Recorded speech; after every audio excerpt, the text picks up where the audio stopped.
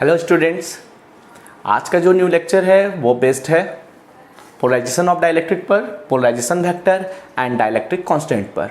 इसके पहले last lecture में हम लोगों ने पढ़ा था कि what is dielectric, types of dielectric and behaviour of dielectric in electric field. यदि वो लेक्चर वीडियो आप नहीं देखे हैं तो पहले आप उसे देख लें, फिर उसके बाद आज के इस टॉपिक को स्टडी करें। तो चलते हैं आज के टॉपिक की ओर। तो पहला टॉपिक है पोलराइजेशन ऑफ डाइलेक्ट्रिक। तो सबसे पहले पोलराइजेशन ऑफ डाइलेक्ट्रिक को स्टडी करने से पहले कुछ बेसिक कॉन्सेप्ट को समझ लेते हैं। जैसे हम लोग जानते हैं कि डाइलेक्ट्रिक दो तरह के होते हैं, पोलर डाइलेक्ट्रिक और non polar dielectric. Polar dielectric के केस में हम लोगों ने पढ़ा था कि जो भी मॉलिक्यूल्स या एटम होते हैं डाइलेक्ट्रिक मटेरियल के, वो एक अपना खुद का डाइपोल मोमेंट बनाते हैं। लेकिन अगर हम नॉन पोलर डाइलेक्ट्रिक की बात करें तो वो कोई डाइपोल मोमेंट नहीं बनाता। कारण ये है कि नॉन पोलर डाइलेक्ट्रिक के केस में जो centre of mass of positive और निगेटिव चार्जेज होते हैं वो एक दूसरे से कोइंसाइड करते हैं, लेकिन पोलर डाइलेक्ट्रिक के केस में कोइंसाइड नहीं करते हैं। तो इंडिविजुअल मॉलिक्यूल और एटम एक डाइलेक्ट्रिक बनाता है, जिसकी वजह से उनका खुद का एक डाइपोल मोमेंट होगा। लेकिन जब हम कोई इलेक्ट्रिक फील्ड अप्लाई नहीं करते हैं, चाहे वो पोलर डाइलेक्ट्रिक हो या नॉन पोलर डाइलेक्ट्रिक हो, तो वैसी स्थिति में हम ये देखते हैं कि उस मटेरियल का, डाइलेक्ट्रिक मटेरियल का कोई भी अपना इंड्यूस्ड डाइपोल मोमेंट नहीं होता, यानी कोई डाइपोल मोमेंट नहीं होता। लेकिन जब हम एक इलेक्ट्रिक फील्ड अप्लाई कर देते हैं उस डाइलेक्ट्रिक मटेरियल के अक्रॉस, तो हम ये देखते हैं कि अब वो मटेरियल डाइपोल मोमेंट शो कर रहा है। तो उस डाइपोल मोमेंट को इंड्यूस्ड डाइपोल मोमेंट कहेंगे। तो इसी डाइपोल मोमेंट को प्राप्त करने का जो तरीका हम यूज करते हैं, यही process method polarisation of dielectric कहलाता है। तो इसे हम डिफाइन कर सकते हैं, the process of developing induced dipole moment in the presence of external electric field in a dielectric substance is said to be polarization of dielectric। तो ये देखते हैं कि डाइलेक्ट्रिक में जो डाइपोल मोमेंट इंड्यूस्ड हो रहे हैं, वो डाइपोल मोमेंट का जो अमाउंट है वो डिपेंड करता है एक्सटर्नल इलेक्ट्रिक फील्ड पर, जो हम उसके अक्रॉस अप्लाइड किए हैं। यदि इलेक्ट्रिक फील्ड का स्ट्रेंथ ज़्यादा हो गया तो हम ये देखते हैं कि जो इंड्यूस्ड डाइपोल मोमेंट है उसका स्ट्रेंथ भी ज़्यादा हो गया। कम होता है, स्ट्रेंथ भी कम हो जाते हैं। तो इस तरह कह सकते हैं कि जो इंड्यूस्ड डाइपोल मोमेंट होंगे across the dielectric when electric field is applied is directly proportional to the amount of और strength of electric field which are applied across that dielectric material or slab। कहने का मतलब ये हुआ कि जो induced dipole moment है वो डायरेक्टली प्रोपोर्शनल होते हैं अप्लाइड इलेक्ट्रिक फील्ड के, जो उस डाइलेक्ट्रिक स्लैब के अक्रॉस अप्लाइड किया गया है। तो अब हम देखते हैं पोलराइजेशन वेक्टर। तो सेकेंड टॉपिक में पोलराइजेशन वेक्टर होता क्या है। तो जब हम किसी डाइलेक्ट्रिक को इलेक्ट्रिक फील्ड में प्लेस कर देते हैं तो उसके मॉलिक्यूल्स जो होते हैं वो पोलराइज होकर एक नेट डाइपोल मोमेंट शो करते हैं। तो वो जो डाइपोल मोमेंट इंड्यूस्ड हुए वो पर यूनिट वॉल्यूम जो होता है वही पोलराइजेशन वेक्टर कहलाता है। तो डिफिनेशन के फॉर्म में बोल सकते हैं कि द इंड्यूस्ड डाइपोल मोमेंट पर unit volume of a dielectric slab और material is said to be polarization vector. इसको हम पी वेक्टर से नोट करेंगे और डिफिनेशन के साथ हम फॉर्मूला के रूप में लिख सकते हैं, P factor is equal to induced dipole moment पर unit volume of the dielectric. अब हम लोग देख लेते हैं कि मान लीजिए एक कैपेसिटर प्लेट है, पैरेलल प्लेट कैपेसिटर, एक पॉजिटिव चार्ज और दूसरा नेगेटिव चार्ज। तो उन दोनों के बीच में एक इलेक्ट्रिक फील्ड बनेगा। उस इलेक्ट्रिक फील्ड को हम सपोज ई नॉट से रिप्रेजेंट कर दिया। जैसे ही इन कैपेसिटर प्लेट के बीच में एक डाइलेक्ट्रिक स्लैब रख देंगे तो हम ये देखते हैं कि डाइलेक्ट्रिक के जो मॉलिक्यूल्स थे वो पोलराइज होकर नेट डाइपोल मोमेंट शो करने लगते हैं। जितने भी मॉलिक्यूल्स हैं, जो भी मॉलिक्यूल्स पोलराइज हुए हैं, सारे वन डायरेक्शन में अलाइन हो जाते हैं, जैसा कि हमने फिगर में दर्शाया है। सारा इंडिविजुअल डाइपोल को रिप्रेजेंट कर रहा है और एक डाइपोल मोमेंट को बनाएगा।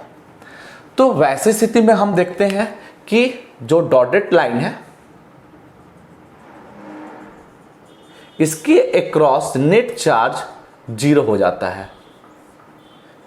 कारण यह है क्योंकि इसका जो निगेटिव चार्ज है इस पॉजिटिव चार्ज को अपनी तरफ पुल करके रखेगा, इसका जो निगेटिव चार्ज है इस पॉजिटिव के चार्ज के द्वारा पुल होकर रखेगा। अब बाकी जितने पॉजिटिव और निगेटिव है वो बैलेंस होकर न्यूट्रलाइज हो जाएंगे। तो ऐसी स्थिति में हम ये देख पाते हैं कि इसके क्रॉस कोई चार्ज तो रहता है, लेकिन न्यूट्रलाइजेशन के आधार पर हम इसको कैंसिल कर देते हैं।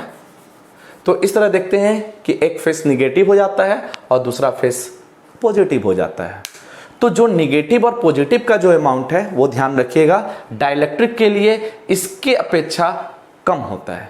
यानी ये कंडक्टिंग मटेरियल है, कंडक्टिंग मटेरियल की अपेक्षा जो चार्ज आते हैं वो चार्ज जो होते हैं इंड्यूस्ड होते हैं, वो इंड्यूस्ड चार्ज का अमाउंट कंडक्टिंग प्लेट के चार्ज की अपेक्षा कम होता है। तो इसकी जो सरफेस चार्ज डेंसिटी होगी उसकी अपेक्षा इसकी सरफेस चार्ज डेंसिटी अलग होगी, कम होगी, चाहे इसका सरफेस एरिया इसके एरिया के बराबर क्यों ना हो।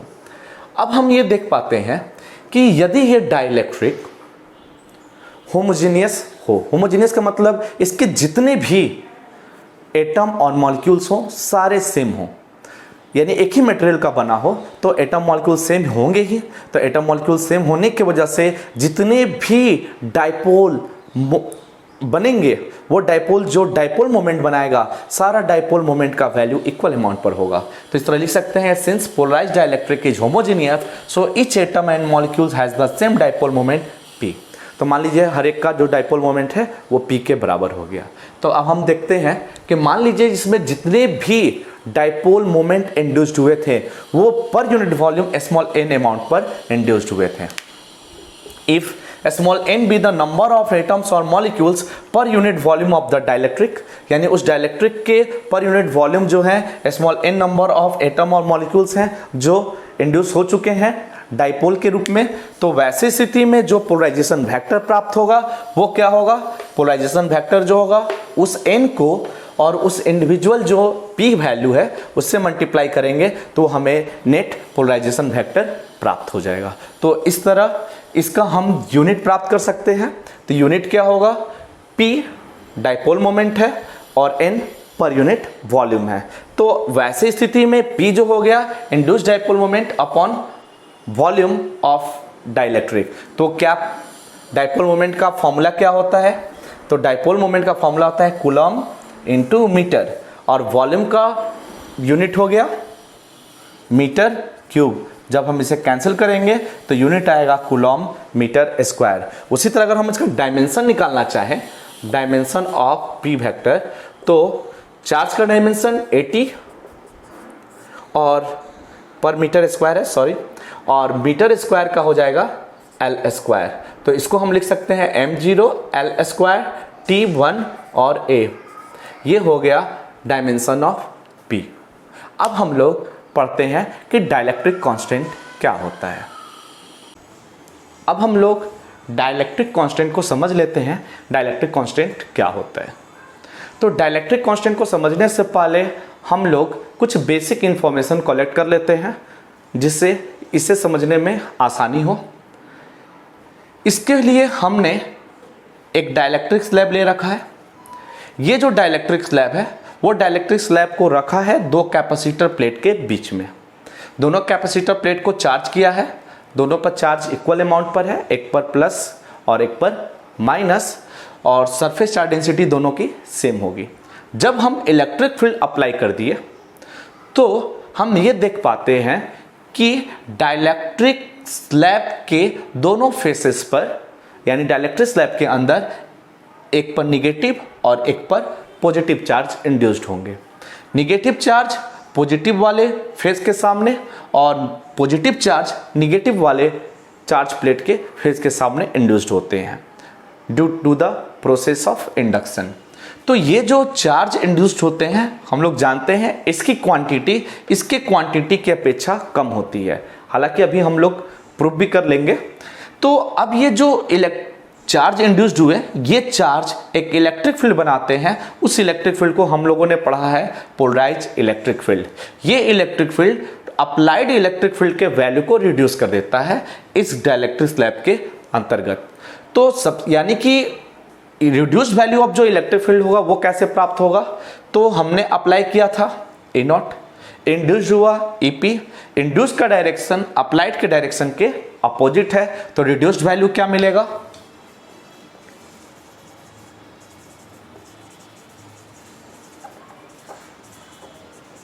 reduced value of electric field inside dielectric slab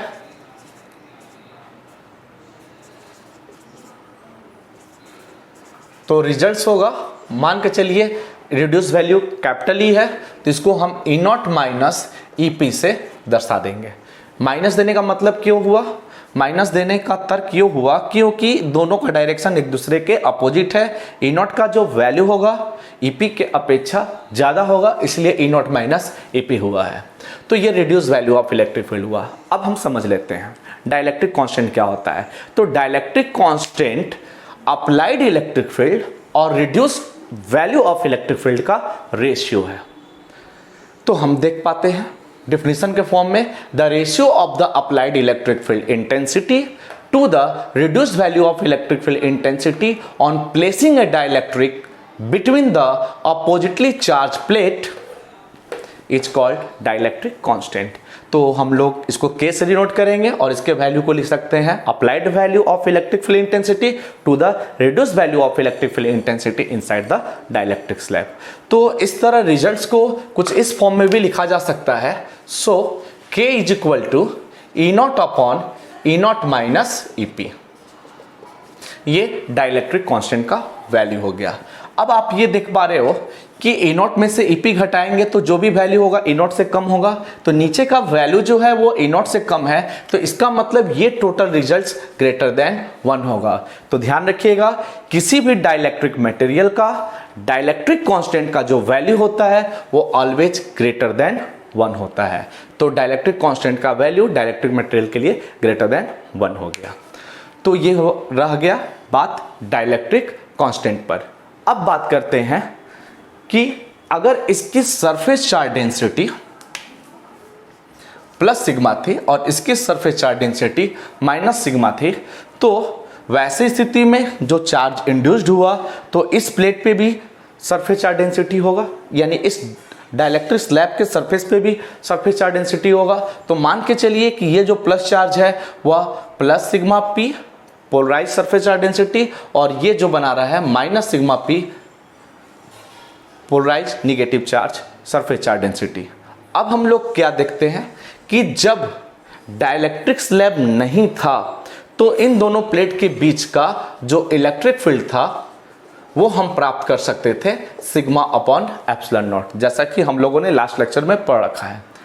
अब उसी तरह इस प्लेट यानी इस डाइलेक्ट्रिक स्लैब के अक्रॉस जो इलेक्ट्रिक फील्ड प्राप्त होगा वो इलेक्ट्रिक फील्ड का वैल्यू जो हम ईपी से लिखेंगे पोलराइज इलेक्ट्रिक फील्ड, उसे लिख सकते हैं sigma P upon epsilon not इसी रिजल्ट्स के आधार पर। तो वैसी स्थिति में डाइलेक्ट्रिक कांस्टेंट क्या होगा, so K is equal to E not sigma upon epsilon not प्राप्त हुआ, और ईपी जो प्राप्त हुआ इसको भी सिग्मा बाई एप्सिलॉन नॉट लिख सकते हैं, इस वैल्यू को रखेंगे, और minus sigma P upon epsilon not. तो इसमें एप्सिलॉन नॉट कैंसिल हो जाएगा तो के इज इक्वल टू रिजल्ट बचेगा sigma upon sigma minus sigma P. तो ये हो गया डाइलेक्ट्रिक कांस्टेंट का value in the term of surface charge density on the capacitor plate and induced on the dielectric slab. तो उम्मीद करते हैं कि डाइलेक्ट्रिक कांस्टेंट और आज का जो ये वीडियो के अंतर्गत जो मैंने टॉपिक डील किया वो आपको काफ़ी अच्छे से समझ में आया। अगर आपको वीडियो अच्छा लगे तो आप मेरे वीडियो को लाइक, कमेंट और शेयर ज़रूर करें। थैंक यू, शुक्रिया।